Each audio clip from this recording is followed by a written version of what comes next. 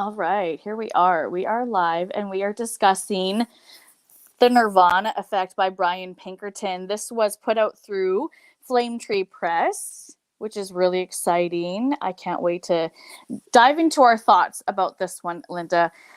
This one is a little bit hard to explain, but I will give you an idea on the synopsis of the book. Basically, there is this virtual reality that takes over. People become obsessed. They're able to plug into their computers or their controls and leave the world and enjoy whatever they want. But it's not like your typical virtual reality, if that makes sense.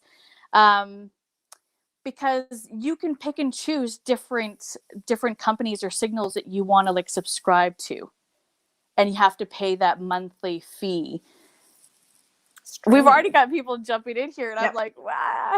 Yeah, I see it on the side there. Yeah, hey, it's like streaming. Nat, how are you? Yeah, exactly. It's like streaming, and you pay your subscription each month. So of course, it all depends on how much money you make in order to be able to subscribe to those higher end things. However, a lot of people don't have jobs because they've become addicted to this virtual reality, and they're not leaving their houses. They're not even leaving their couches. They're not even getting up for food or cleaning their house or feeding their animals. Yes, pets. Hey, Noah. The raw end of the deal on this one. Hey, Ron. Interesting cover. Yes. Sorry, Nat. We will hold it up again. Hyperactive Bookworm. Hey, all the way from Australia. Yes, we will hold it up again today. We've got Jay. Are we listening to Nirvana? No, sorry, Jay. This is I was gonna say this is even better, although I really like Nirvana. Team spirit in here. That's right. Hey, we're not teens though. We're too old for that. Okay, yes, so this is the cover. I love the cover. You can't really see it on camera, but it's like this teal color, and it's got these pinky red, purple splashes of color throughout. This reminded me of a couple different movies that are out there, and for the life of me, I can't remember what movies they are or what they're called. One of them's got Bruce Willis in it. I want to say The Surrogate, but I could be wrong. The only thing is that people don't leave. It's not like you get into that, that computer and it's, it takes over and you like go into like a whole different world where you're actually walking in a different body. I wasn't laughing at you. I was laughing at Matt's comment. So basically the book is about what is already happening. Kind of, yeah, absolutely. Sci-fi authors were often ahead of our time. It's very true. So we were actually just talking about this backstage. So this is a sci-fi, but it is also a dystopian read. It is, there's a lot of corruption in it. It's the end of the world. Essentially, even one of the main characters that's in this book, he was a part of the company that created the Nirvana Effect. And he wants out. So basically I don't want to give too much away, because if you are deciding you want to pick up the book, read it down the road, and it is a really good read. But basically you are chipped in a sense to be able to hook up to this computer, to be able to subscribe to these different channels. And it's like very, very dangerous to go and have your chip removed, even deadly. So once you're chipped. And anyhow, let's cover. Hook up into the virtual reality world of wherever you want to go. Yeah. Now, there is danger to this. This is almost like a drug. It is like an addiction. People were, losing their houses. They were doing whatever they had to in order to get hooked up with different dealers to be able to subscribe to different channels. And some of these dealers were giving them corrupted files, which could essentially put you in some type of like Nirvana coma, in a sense, where you can't wake up and you can't come out of it. So that is, I guess that's basically sums up as much as we can say without going too far to give too many spoilers. It was really good. Now, Brian Pinkerton has another piece out that the cover looks similar. I can't remember the name of it. And I'm wondering if it has something kind of the same theme as this one. But it did remind us a lot of what's going on today with there's certain corruption that's in here through the company that created this system. There's through the government. through the government, people that will try to come after you and kill you if you try to remove the clip or the chip that's in you. It did get to the point where they wanted to have so much control over you that it became a mandatory thing to have the chip and to be. So it was a really good read. I enjoy good sci-fi. I really like when it's got a good mix to it, like dystopian corruption, or if it's got some horror in it. There was some dark moments in here. Some good. Still a quick read. Yeah, it is a quick read. It flowed. It went quickly. It didn't take long to finish. It just got you hooked in, and you just needed to keep reading. And the writing was really good. It was fast paced. Even the slow moments throughout the book, it still kept enough pace or enough excitement to keep you hooked. The characters, I really enjoyed the characters. Essentially, you have a main male and female character with a couple side characters, but they all felt like main characters when they were together, and they kind of intertwined their stories. Sorry, I'm just catching up on the comments here. Okay. Yeah, we have been stuck inside the house for 2 years. Yes, sci-fi and dystopian. Yes, it is very interesting. Oh, look at this. Two of the best in the business, Nikki and Linda. Oh, Mr. Riddick, you flatter us. So, okay, so I'm going to ask you a couple questions. This is essentially a very unplanned, very random live review, our thoughts sharing. If you guys have any questions, you can pop them in there as well. But yeah, it's not going to be formal or very professional in any way. It's going to be kind of all over the place, as we both finished this quite some time ago. August. Linda more so than me. But it was hard to plan a time where I wasn't already doing live shows to be able to pop on and do this. So we're kind of going based on memory from a while ago. And first, I just wanted to ask, which you've kind of already given away, Linda, what was your thoughts? Did you enjoy this read? Would you suggest it to people? I would definitely. I did enjoy it. I liked the fact that you had Aaron, who's your main character, and he's a landscape artist, a landscaper. And he's talking to the people that aren't hooked up to the whole system.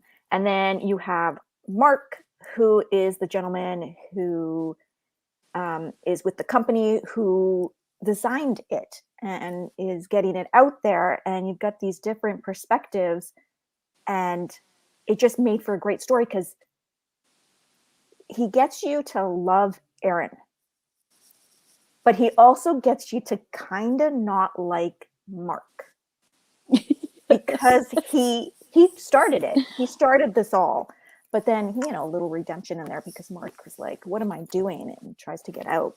But it says a lot when somebody that's a part of the whole thing from start is, kind of falling the other direction closer to the end. I mean, that speaks volumes.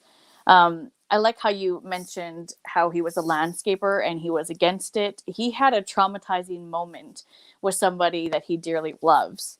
And that's why he's so against it. And even before that, he was, he wasn't a pro for it. He was kind of thinking that I don't want to be a part of this. But his loved one that wanted so badly to take part, he ended up losing because of this system that was created. So he was very passionate about not taking part and becoming a robot, essentially. A couch potato, a couch like robot. His roommates did. Like his roommates did. Oh, they had a cat, the roommates and him. And one of the moments that stuck out for me the most in this book was the moment when he came out and the cat hadn't been fed forever. And the house was just atrocious. It was falling apart. It was basically disgusting. And he's shaking his head. And he was the only one that was working to make funds to be able to pay for the house that they were living in. Right? And how, I liked the perspective of he couldn't keep his own lawn because the neighbors were like, "You're not hooked up to the system."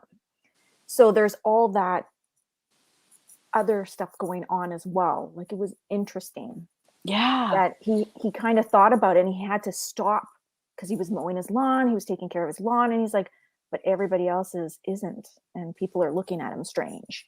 So, and this isn't something that you can have like the perfect balance, you know, where you can plug in and you've got that timer, even though there were alarm clocks that you could set to, you know, give you a certain timer. It was so addicting. It's too bad that people couldn't still go and live their lives and, you know, take part in the system, and then it just shuts down once you've hit that time limit. yeah, I think sorry, I was reading the comment and I just lost my train of thought. That's okay. Go ahead, sorry. Yeah, I would. Like I was saying, that Hyperactive Bookworm, there is a couple movies that this reminds me of, and one of them is with Bruce Willis, and I really want to say The Surrogate, but I don't know if that's the name of it. See, I'm so bad with titles of movies. I don't watch movies very often. I don't watch TV very often. So, I mean, there are a couple movies that I have watched that are a lot like this, but I can't for the life of me remember the titles of them. And I was trying to search them up. I believe when we were discussing it back in August or September, I had mentioned WALL-E because the humans float on those little floaty. Is it The Surrogate? Okay. Transportation things, and that's the one I associated it with. But they were doing the same thing. They had the TV screens right there on their little lounge chair, and this could also be kind of like Ready Player One, except for, again, you don't have an avatar. So you go into this world and you subscribe to whatever you want. If you want to live in a world of horror, you can go in and subscribe to a certain channel that's nothing but horror and just hang out there and just enjoy your time. If you want to be in heavenly bliss for the rest of your life, well, you could do that, especially if you go to these corrupted dealers that are selling you some corrupted subscriptions, right? You can travel. You can travel anywhere you want to, and there's a whole bunch of other things without actually having to leave your couch or find anybody to enjoy them with. Yeah. Yes. So, I mean, part of me says that this is something I would love to exist in real life. However, the thought of that terrifies me because it's like they can take control of you and they can feed this obsession, and then you're never going to leave your couch, and you're going to end up being one of those slobs that doesn't do anything, doesn't leave, doesn't get up, stays connected to this system all the time. And if you live alone, who knows when they're going to find you? Because, you know, it's attached right down here at the base of your skull, and you can, you know, have too much excitement and perish. And who knows who will find the body. Yes, exactly. See, there's Vanilla Sky's another one. There is so many movies and other books out there that really bring in the essence of this story kind of in one. It's not a long read. It is fast-paced. It is well-written. It is exciting. And the characters are really good. The concept, as much as it may not be extremely original, because it's not, it was done really well, and it was fun to read. So it wasn't like it was kind of like, oh, okay, well, I already know this story. I've already watched it in how many movies or read it in how many books. Between the concept and between the characters, it was really exciting. The relationship, like your main character, he can't landscape his own lawn, like you said, because he doesn't want his neighbors to even necessarily even know that he's not a part of the program, because people frown on you. It's kind of like right now with everything that's going on with I won't say the word, you know, whether you've done, you know, I can't say what the government wants you to do. Right. So there is the suggestive, the recommendations, but there's people out there that don't want to partake in these recommendations that are set up by the government, which is the same kind of situation as this with this virtual reality system. Total Recall. See, there's another one. Absolute Total Recall. That's one of the names I was thinking of. Yes, absolutely. And it's really hard when an author does approach a concept that's already been done time and time again between film, between novels. it's really hard to make it unique or to make it exciting. But Brian Pinkerton did such a good job. His writing, again, I really enjoyed his writing style, and I definitely want to go and check out more of his work. But then the characters, the relationships, as I was starting to say, his one relationship that he had with that other gentleman that was having him come out and do all the landscaping in that nicer area. Yeah. I see. I'm not even saying names, because I'm like, I want people to pick it up and read it and be like, oh, who's this person? Who's that? That's okay. Oh, I'm sorry. No, that's okay. Yeah, I'm like talking in code. No, but he was one of the really great side characters that was there. I loved him. And I just wanted the beginning, so it just jumped off that way. Yeah. And you just want to like go and hang out, have some tea with him, chill out, you know. In that enormous house of his. And the fact that he was from an older generation.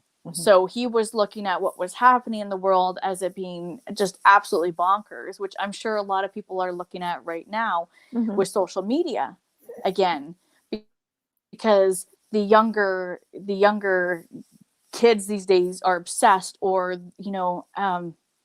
this kind of goes back to me, and I'm always bugging my kids. When I was their age, I was never home. I was never home. I was always out doing something, hanging out with my friends, wouldn't come home till it was dark, have dinner, maybe even go out again. But now everything is social media. They don't even pick up a phone a lot of the times and call their buddy and say, hey, let's make plans for the weekend. It's, hey, let's jump on Fortnite and talk over the PlayStation. Right? Yep. So, I mean, we're looking at them going, you guys are bonkers. Like, this isn't the way the world should work. Get outside, go do something. And Madison in here, being the older generation, was thinking that this whole virtual reality is bonkers. It's crazy. And why can't people just live?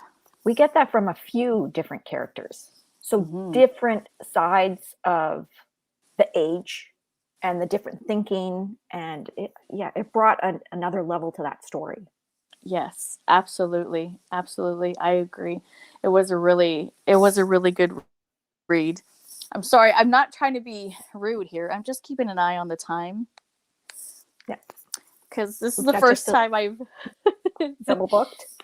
Yeah, this is the first time I've done like a double feature night, and I got to make sure that I'm not overlapping into Kyle's time, because how awful would that be? He'd be like coming into the chat saying, Nikki, what's going on here? It's okay. 7 minutes after.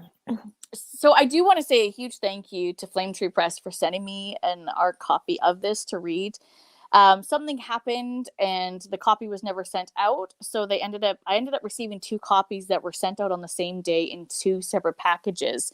So I reached out to Flame Tree Press and they said, like, could you do this or that?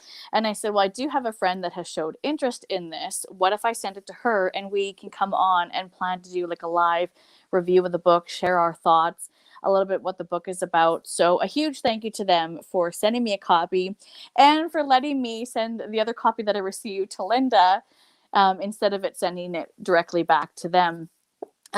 Just another set of eyes on it, another review to be able to put on it. So it definitely benefits them as well as it benefits Brian as well. So I've seen a lot of other reviews. I shouldn't say a lot, but I have seen a handful of reviews for this as well on YouTube. And I know Pax, this was one of her, I think this was her first review on YouTube. And I haven't seen anything bad about it. Most people have said that they've enjoyed it. You and I were talking a little bit backstage about one thing in particular in just the formatting of the book. And I didn't even clue in or think about it until you said it, but that the chapters are numbered and they don't have the character's name, like whose perspective it's from, which I agree can get very confusing, because then as it's jumping person to person, perspective to perspective, you can get a little lost. Did you find that took you out of the story at all? It did a bit when they did it inside a chapter.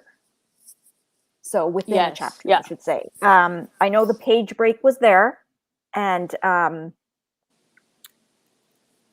it took me a while because in a few of the sentences, then you get the name of the person who's talking. So it's there, but it does take you a while. And I understand why it was done that way, but it took a little time to get used to it. I didn't even get used to it when it was in the middle of the chapter. No, and it's hard because you're, as a reader, your brain's already going, you're functioning, you're in the story, you're in the character, or in that moment, you're in that particular character. And it's like a machine, unless you push that button and switch it or turn it off and then restart it. You're just going to keep going, and you're going to gloss over it and not have that aha moment until sometimes it's a little too late and you have to go back and reread or stop and gather your thoughts. I don't know about you, but sometimes I think about it as an audiobook. You know what I mean? Because it would not have made sense as an audiobook. No, the narrator would have to do a really good job of splitting it up. People doing it. Or different voices, very different voices would help, absolutely. Or having that proper, I don't know, like in between music, or those clear splits from person to person, from the transitions to perspectives. But it didn't take away from the overall reading of the story. I've said it before, and I'll say it again. I'm really not a fan of star ratings. I know that Goodreads, Amazon, things like that force you to make a star rating. However, why can't I just come on and say, I loved this read, or this read was okay, or it wasn't for me, but here's why, and here's why I think other people are going to love it. But I thought this was a really good read. If I recall, again, it's been a little while. If I recall, I gave it 5 stars. 5 out of 5 stars. Did you? I gave it a 4. And it's probably a 4.5 because I took off a little bit for that.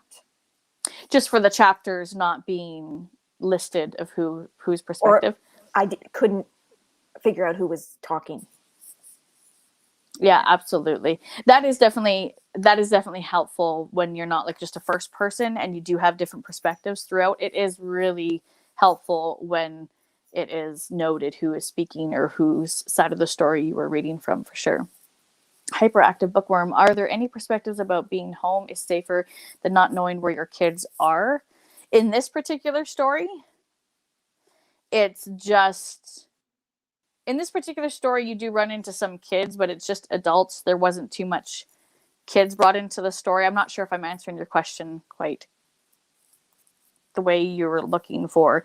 And in this situation, in this particular situation, being home is not safer, if that makes sense. Because if you're home and you have this device and you have this way of being able to plug in, you could get absolutely lost. And then, of course, when the government comes in and wants to make it mandatory, they're coming after people individually that they know are not chipped and signed up to the service. And when you've got this machine on, you've got it on. You cannot hear anything that's outside. No. So you're living inside your head. Absolutely. Think of it this way. You could be in your virtual world and somebody could come in and break into your house and take everything you own, and you may not even know because you're in a complete different world. Yeah, absolutely. Yeah. Hello. Thank you for coming. Hey, Kelly, how are you? Yeah, it's really, really interesting. It was a really good read. Especially for myself, reading so much like dark fiction and so much horror. This was like a jelly bean read, which I learned that term from an author one time. I used to call them like palate cleansers, but this isn't necessarily like a palate cleanser. This isn't something you just pick up because you want to, cleanse the palate before you jump into something else.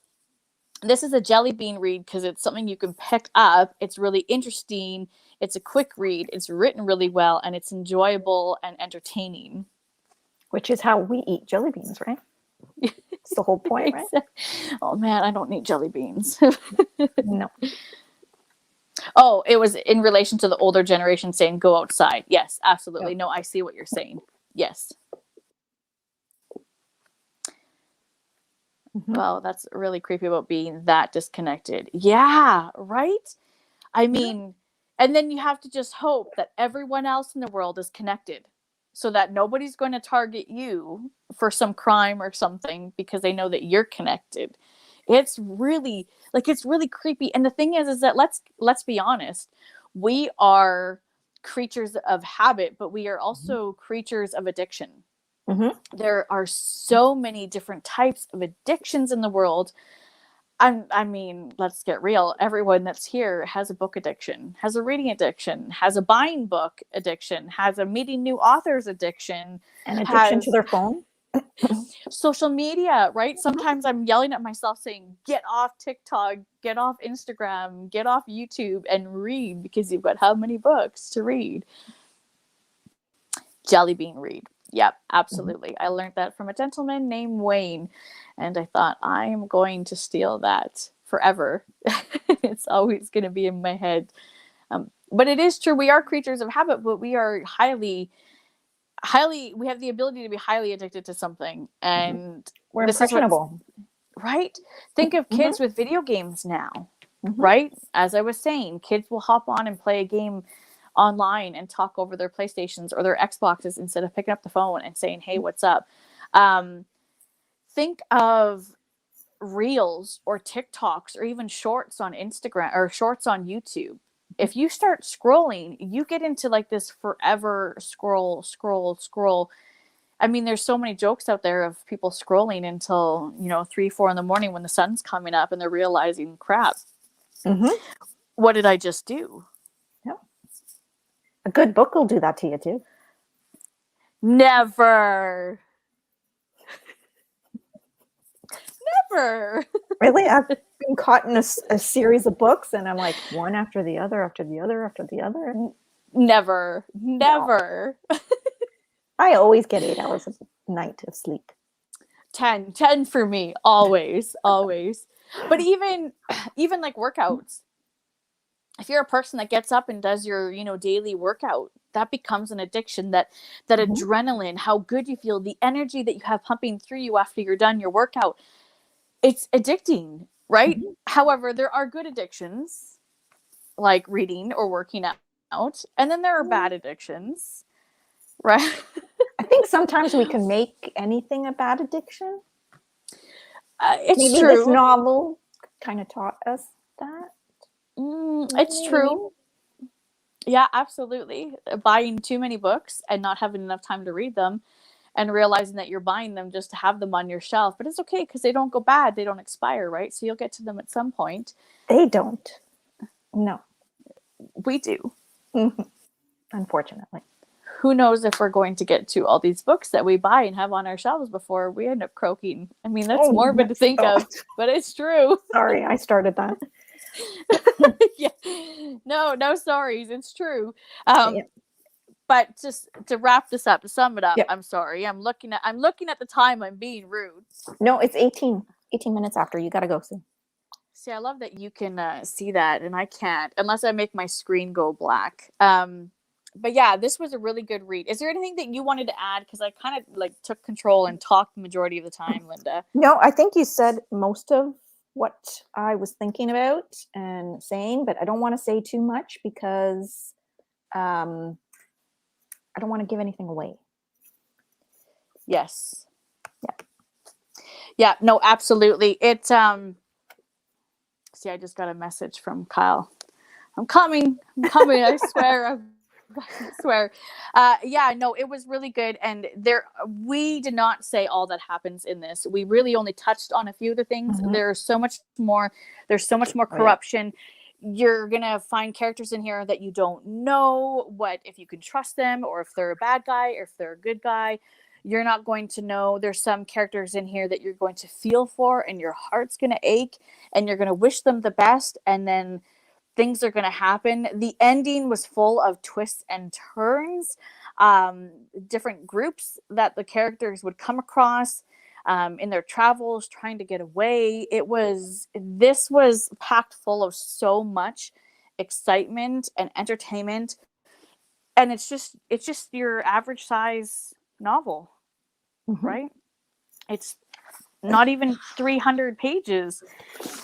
It is 249 pages, so it's not even 300 pages, and had that much excitement in this little delicious package. So I would definitely recommend going and picking it up. If you are a sci-fi dystopian fan and you like that mash, I would say that there is a bit of thriller and mystery in here as well, because there are political drama, absolutely. Except for it's not so heavy on like the politics. Like it's not going to be like boring. No. It's a little piece of it. Yeah, there's not too much romance. A little bit. You had one thing you wanted to say about that. Sorry. Well, no, because I was gonna, I thought about that, and then I thought I better not say it because then we'll give stuff away. Okay. Because it keeping is that hooked into a spoiler, so I'm gonna. Okay. We're gonna keep that set aside for you and me, and then anybody that picks it up. Yeah. Whoever else reads it and wants to talk about it. Yeah. Get in contact with us, and then we can chit chat about it because we'd love to talk about it more with other people. Yes. All right. Okay. Well, thank you for having me out. Thank you for coming on and spending time with me for this quick little. I don't think I've ever jumped off a live so quick. Lives usually last at least an hour on this channel, or an hour and a half. Yeah. Or an hour and a half or more. But this was just a very quick, all over the place, thoughts just kind of thrown out there, book review of the Nirvana Effect by Brian Pinkerton. It's out through Flame Tree Press. It's got that beautiful red Flame Tree Press spine. There's Brian there. You won't be disappointed if you pick it up. Yeah, pick it up. Let us know what you thought. Come and talk to us about it afterwards. We'd love to discuss it with more people. And yeah, I'm excited to check out more of his. What started as a playful diversion turns into a deadly conspiracy and global disaster, is what it says right on the cover. And it's very true. Okay. Well, thank you, Linda, for coming on. Thank you, first off, for reading it with me. And then coming on and chatting with me. And thank you for everyone that came in and chatted with us and hung out with us while we just kind of spit out our thoughts on this read and didn't really make any particular sense. I think we did a little bit. I hope so. This is a live review of it, so this is what I'm putting out in the world. However, I did do a written review of this, so you can go and check that out on Amazon or Goodreads if you're interested. And I will be coming on in just a couple minutes. As I look at the time, waiting 8:22, so 6:22 for you. 6:22. I will be coming on in just a few minutes here for 6:30 with Mr. Kyle Winkler to discuss his collection that just released today, Oh Pain. So so excited for that one. I know. I have it, and he asked me if I got time to read any of the stories yet, and I was like, no, sorry, I haven't had any time to read it all, but that's okay. Thank you so much for coming and hanging out with us all the way from Australia. Thank you for coming. Thank you so much. It was kind of like a mumbo, just kind of spit it out of our mouths. But anyone that wants to come and hang out with Kyle and I, we will be on for 6:30, which is just in a couple minutes here. So I'm going to jump off here and jump into the next stream and get set up with Kyle. Perfect. So I will talk to you guys later. Bye. Bye.